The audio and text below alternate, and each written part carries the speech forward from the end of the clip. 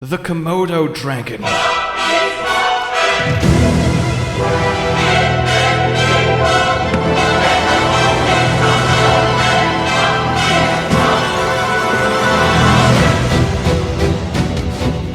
A mighty reptile and the largest currently living lizard, and also my joint favorite animal. However, compared to what came before it, its ancestor.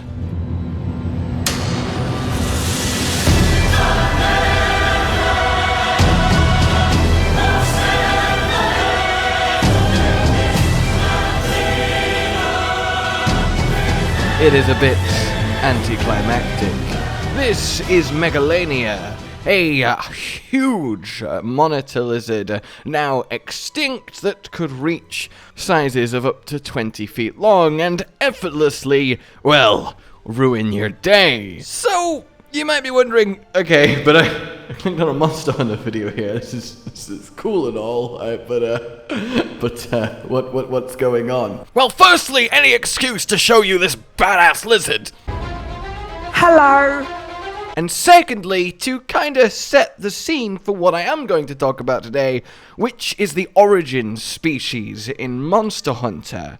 So if modern day monsters are, well, as ferociously powerful as they are,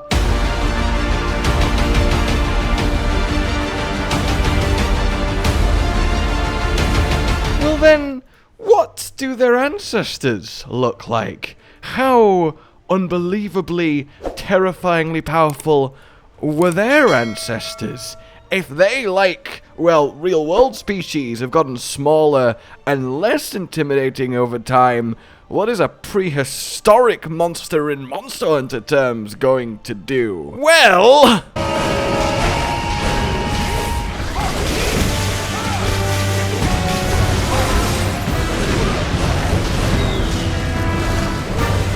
yeah!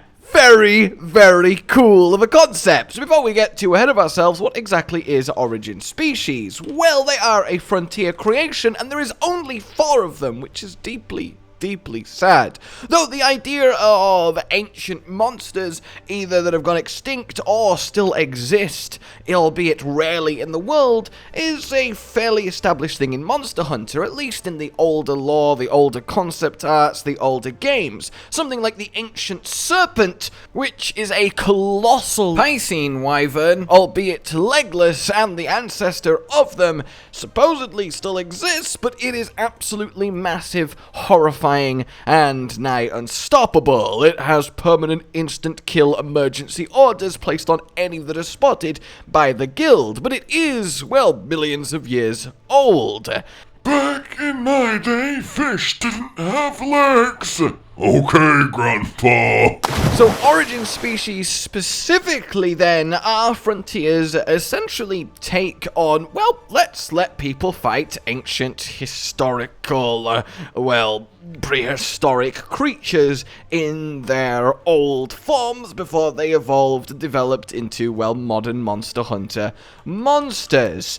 And I think that is admirable. I think it's a wonderful concept, wonderful idea, and I really could totally go for that being explored more in actual Monster Hunter. So, essentially, you gotta think of them as primitive, primordial versions of monsters that we know and love. Back when the very world was different, before, well, untold years of changing the landscape, the shape of it, the climate of it, before various factors, environmental and from other creatures, forced change and selection and adaptation and molded them into what they are today. What did they used to be? They have traits from their ancestors brought forth and realized, and in some cases are literally the monster that existed in ancient times, but now rediscovered and still going alongside their modern cousins. So let's start then with Gravios!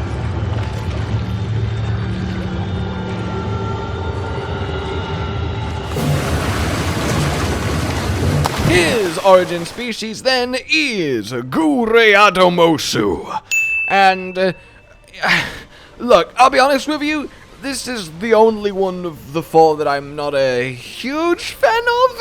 I think he looks a little bit, I'm just gonna say it, weird. Like, he is by far and away the most different from his modern counterpart, and basically this is a Gravios that does not hail from volcanic lands, but indeed desert ones, though more specifically, oases found within them, where it would lay in the still waters, the green pipes adorning it, sticking out, providing air to its slumber. And there it would wait, and around it would hunt. And essentially it is a water Gravios, great blasts and gouts of them out of its various contraptions adorning its body. And to be fair, you totally can look at this and go, Caveman Gravios. Like, it has that kind of aesthetic, and perhaps that rough and readiness adds to the fact it's an origin species, and I can totally see the charm in that. They are quite potent, but they are indeed the easiest of the origin species, and indeed the only one that is not an Elder Dragon, or at least an Elder Dragon tier monster. They are unbelievably aggressive, as all of these guys are. Clearly, being old makes you aggressive. I'm pretty sure that's how that works. And it is also massively large. It's known as the Water Fortress Wyvern, which is really, really cool. The moss that grows on them is incredibly rare, and it is incredibly effective at purifying water, which it does internally for the Gureadomosu here. And that gives it a symbiotic relationship, and I like monsters that do have that going on, like Bracky and his slime. So I do definitely like what is happening here, and I do like the idea of a water-based Gravios. Just aesthetically isn't my cup of tea, but you know what? That's okay. You might think he looks amazing, and you know what? More power to you. But to put it in perspective, the blasts of waters these guys can summon will break a Plesioth in half. And I just needed you to know that, because I think everyone can appreciate the imagery of a Plesioth breaking in half.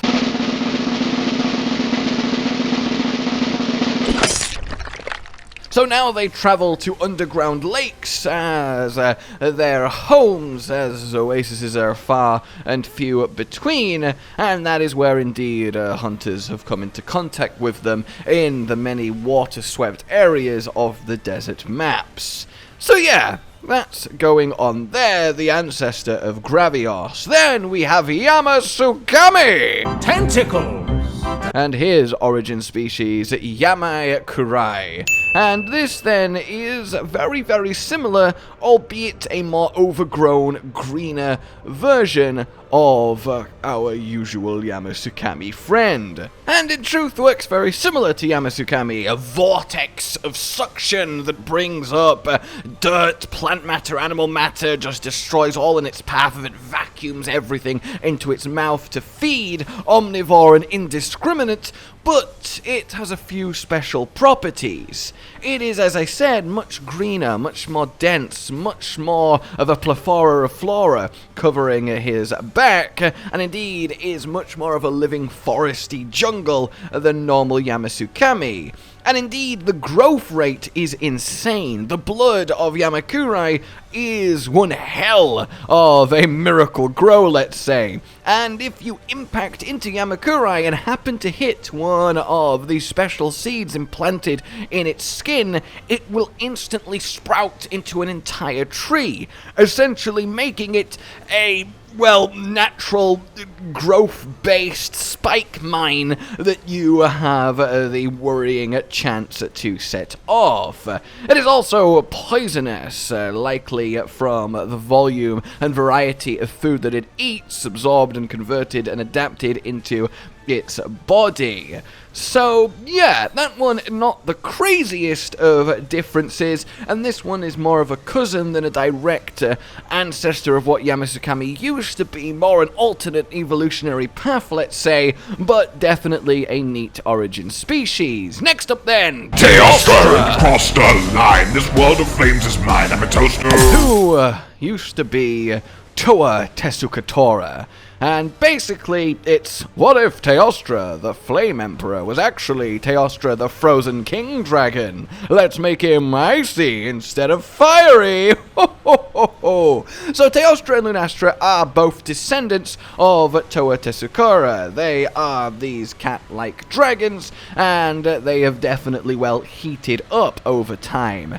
Due to largely a massive change in environments, I mean, their ancestors living in snowy polar glacial areas, eventually converting into the more volcanic, hot, lava-y landscapes that we know Teostra to favor today. And this one, I think, is absolutely badass. I think Toa looks incredible. I love the idea of his mane being these frozen ice shards, and while it is definitely kind of prickly, hedgehoggy, spiky, the fact that it is frozen, so it kind of has to take that form because it's solid ice spikes, yeah, that really sells it for me. His little extra fur to keep his warm is very cool. Just the icy crystalline look, the piercing eyes, those horns are just sensual in how striking they are, and his very scales themselves are as clear as ice. They emanate this cold, frosting the air, but you can see straight through them.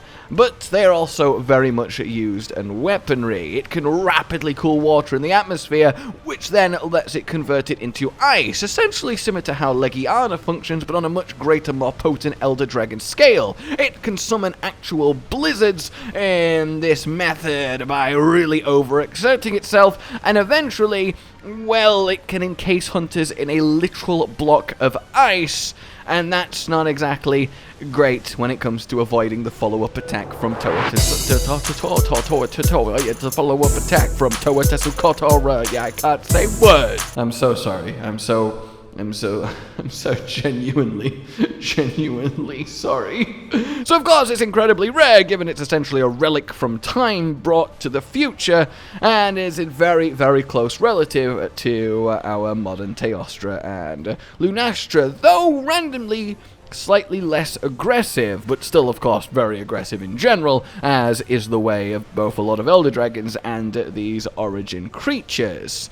So basically, I guess Ice Age Teostra is what you gotta have in mind here, and I think it's a very awesome take, and to imagine that Teostra used to actually be a frozen species before over time evolved into his flamey counterpart that we know and love today. Lastly then, RageGamingVideos becomes, or at least became from, used to be Voljang, and now this is big caveman energy. This is me go smash flame fist, haha, look at me teeth, me very stupid, but in all of the best ways, and I really like it. He's got big old rock flaming molten fists, and while this is a little bit of the, yeah okay, this is a tad over the top, what the Jesus, it's also undeniably cool, right? Big punch, flame, stone, fire, RageGaming, caveman ancestor, okay. Wow, how did he go extinct? Jesus! And I think he is an absolutely lot of fun. This one very much a ancestor of RageGaming, and likes to spend his time in volcanic regions, as you might expect. He really is quite ingenious, and he is all about that fire while maintaining the overwhelming strength, aggression, speed, and power of a RageGaming. Its punches explode in AoE blasts, and it basically does a lot of melee-based flame attacks, and that's really, really cool. There's not as much known about Voljang compared to the others, but he is indeed one hell of a challenge, and he is the Crimson Lotus Lion, which of course makes sense, given that he's a monkey. In any case, I think he is a lot of fun. Initially I look at him and I go, God, that is an ugly goddamn creature. But he's an origin species. He's supposed to be caveman RageGaming, and with that context, he couldn't look any more perfect, could he? And I think that's something to really, well, keep in mind. So with that being said then, this was essentially just a little quick of a quick little stop-by-stop of the 4 origin species. The idea of origin species, the idea of imagining a monster as it used to be before it evolved into what it is now, what traits might it had. Essentially subspecies / variants, but, you know, through time. And I think that's awesome, and I think it's one of the best and most unique things Frontier has done, and I think it's a real shame that there was only ever 4 of them, and I totally am open to this being explored again in the future. Let me know which is your favourite, like if you've enjoyed this, subscribe for more, and I will see you soon. Oh god. Bye. Please consider supporting the future of the channel on Patreon down below. Josh, Cotton, and Hollow with the videos, dropping the humor like a hammer on your tippy toes, bringing entertainment on a daily arrangement to take our insanity and turn it into entertainment. Yes, I said entertainment twice, to reiterate that it is nice to look into your faces on a mostly daily basis when you let us in your homes to make the whole world a stage. Goodbye.